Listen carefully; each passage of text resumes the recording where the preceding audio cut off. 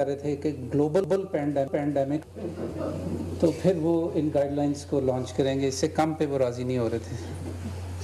तो in the midst of a global pandemic we are launching these national guidelines on infection prevention and control, and this is my honor and privilege to launch them. And it is also equally my honor and privilege to congratulate all of you under the leadership of General Ikram to have worked on it. And मुझे मालूम है कि इसके ऊपर बहुत consultation हुई है और काफ़ी थॉरो प्रोसेस है बिहाइंड दिस प्रोडक्ट, जो कि बहुत इम्पॉर्टेंट होता है for the credibility of the product. तो एक तो ये, दूसरा ये कि अभी मैंने जो इनॉग्रेट किया centre for occupational and patient safety, मुझे चलते हुए जनरल इकराम ने बताया कि इसका जो निक नेम है वो है कॉप्स, और मेरा ख्याल ये बड़ा अप्रोप्रिएट नेम है. Those of you who understand COPS, Center for Occupational and Patient Safety, मेरा लिए नाम मशहूर कर दें COPS, ठीक है. On a serious note, while we are talking about COPS and we are talking about these national guidelines at a time when in last 24 hours we have received the highest number of deaths in Pakistan because of COVID.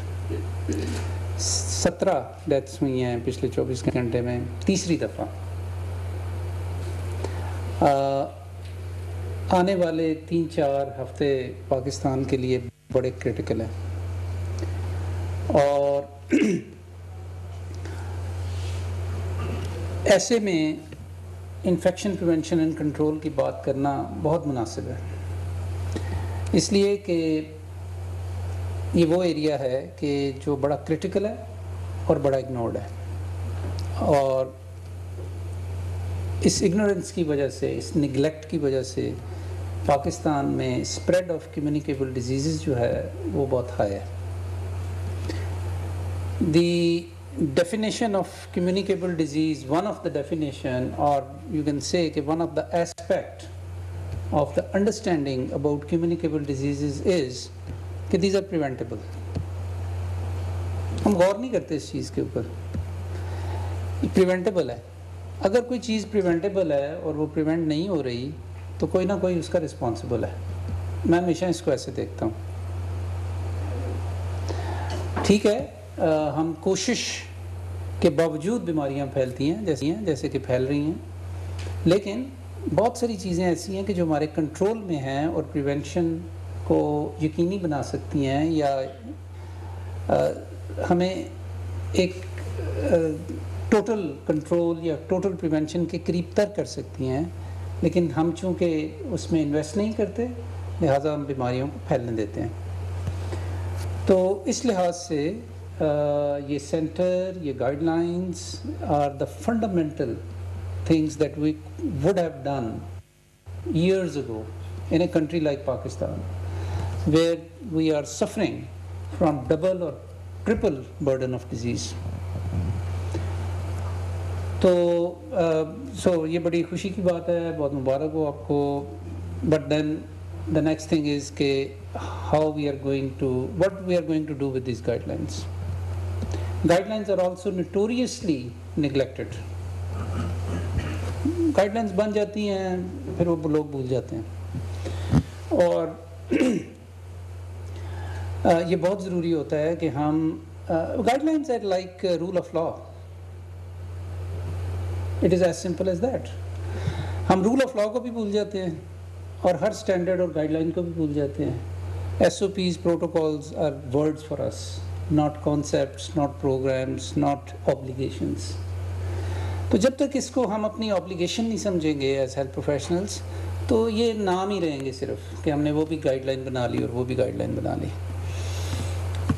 मेरा ये ख्याल है जी कि पाकिस्तान में, बल्कि पाकिस्तान में क्या, for the whole of the world and especially in developing world, the health sector will never be the same in future. It will never be the same. Human history में health, public health and the importance of prevention के ऊपर जितनी इस वक्त बनी नौ इंसान की तवज्जो है, इंसान की हिस्ट्री में कभी नहीं हुई। जो नॉन हिस्ट्री है ना, जो रिकॉर्डेड हिस्ट्री है 5000 साल की ह्यूमन बीइंग्स की रिकॉर्डेड हिस्ट्री, उसमें कभी भी कोई ऐसा मोमेंट नहीं आया, कोई ऐसा टाइम नहीं आया कि इतनी ज़्यादा फोकस हो ह्यूमन हेल्थ के ऊपर। डॉक्टर बलीता, I am saying is you don't sleep, listen to this, that in human history there has never been a time when the human attention was so much focused on public health and in the importance of prevention in health. So obviously it has a very deep implication. The word of health, global health, public health would never be the same. And our challenge will be that how we really capitalize the opportunity which exists in this challenge. Your whole economy is down, your revenues have gone by 1/3, which is equivalent to 4% of your GDP. And the list goes on if I talk about economy. So, and this is not just Pakistan's economy, it's world economy. And all because of an infection. So, obviously, ये हम सब के ऊपर बहुत बड़ा एक challenge तो है ही है, लेकिन एक बहुत बड़ा अपॉर्चुनिटी भी है कि हम as leaders, as health professionals इस चैलेंज और इस अपॉर्चुनिटी से कैसे फ़ायदा उठाते हैं by reorganising our health sector in future.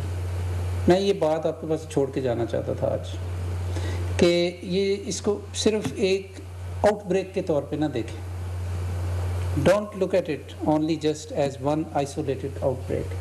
It has implications which will go beyond our generation and perhaps many generations to come. ये इतना बड़ा फिनोमेना है जो हमारी जनरेशन ने विटनेस किया है इस दुनिया के अंदर। Medical industry will be very different, ministries of health will be very different, medical education will be very different, the financing of health will be very different, the governance of health will be very different, the service delivery models in health will be very different, and the list goes on. तो इसको ज़रा एक broader perspective में देखें और उसमें फिर अपना रोल का तयन करें कि एज हेल्थ प्रोफेशनल्स हमारा इसके अंदर क्या रोल है। आखिरी बात, मैं समझता हूँ कि इन्फेक्शन प्रिवेंशन एंड कंट्रोल जो है ये एक ऐसा कॉन्सेप्ट है, एक ऐसा तसव्वुर है, एक ऐसा वे ऑफ थिंकिंग है कि जिसकी इम्प्लीमेंटेशन सिर्फ हेल्थ फैसिलिटीज़ में नहीं बल्कि उससे बियॉन्ड है। जैसा कि आज आप देख रहे हैं, अगर आज आप होम आइसोलेशन करना चाहते हैं कोविड पेशेंट्स की, तो वहाँ पे आपको किस तरह इन्फेक्शन प्रिवेंशन एंड कंट्रोल करनी है, ये हमारा बहुत बड़ा चैलेंज है इस वक्त। क्वारंटाइन्स के अंदर आपने क्या करना है, हॉस्पिटल्स के अंदर आपने क्या करना है, जो बाहर से लोग आ रहे हैं उनको आपने क्वारंटाइन, यानी जितनी दफ़ा मेरा ख्याल है क्वारंटाइन जो हमारी उर्दू में करंटीना बन गया, पता नहीं क्यों, वो पाकिस्तान के हर बंदे को आज पता है कि क्वारंटाइन क्या होता है। सिर्फ 3 महीने पहले अगर आपको सर्वे करते तो मेरा 1% से ज़्यादा लोगों को पता पाकिस्तान में पता नहीं होना था कि क्वारंटाइन क्या होता है। इस वक्त 99% लोगों को पता है, पढ़े लिखे लोग शहरों के अंदर। So it has raised awareness like never before in human history. अच्छा, prevention, infection prevention and control जो है, इसमें मैं ये समझता हूँ कि यकीनन ये it goes beyond health facilities, लेकिन हेल्थ फैसिलिटीज़ में तो इसका इतलाक़ जो है उसमें तो कोई गुंजाइश नहीं है कि हम इसको पूरी तरह वहाँ पे इम्प्लीमेंट ना करें, चाहे वो health care facilities primary health care की हैं या सेकेंडरी हेल्थ केयर है या tertiary health care. I would like to remind you and I will keep reminding you कि एमरो में वो हमने एक इनिशिएटिव शुरू किया था जिसका नाम हमने रखा patient safety friendly hospital initiative. I say it again, patient safety friendly hospital initiative, whereby we have to do assessment of each health facility in accordance with these guidelines now, and then develop an action plan how to ensure the implementation of these guidelines.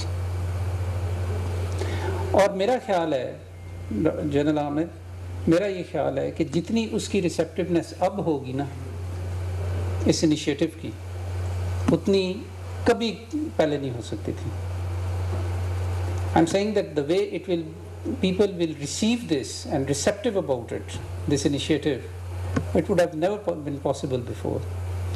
And again, our opportunity and challenge would be that how we actually systematically start declaring, assessing, evaluating and declaring facility by facility in Pakistan, and start declaring them as as patient safety friendly hospitals, and give them a plaque. Those who live up to those standards, हम उनको कहें जी कि ये एक facility है कि जो infection prevention control की गाइडलाइंस को इम्प्लीमेंट कर रही है। एक इम्प्लीमेंटेशन प्लान बनाने की ज़रूरत है इसके लिए, और जितनी उसकी अब पजीराई होगी और जितनी लोग उसको मानेंगे, और आपको डिमांड का इशू मेरा ख्याल नहीं होगा, अब सप्लाई का शायद इशू हो कि आप कैसे फैसिलिटीज़ को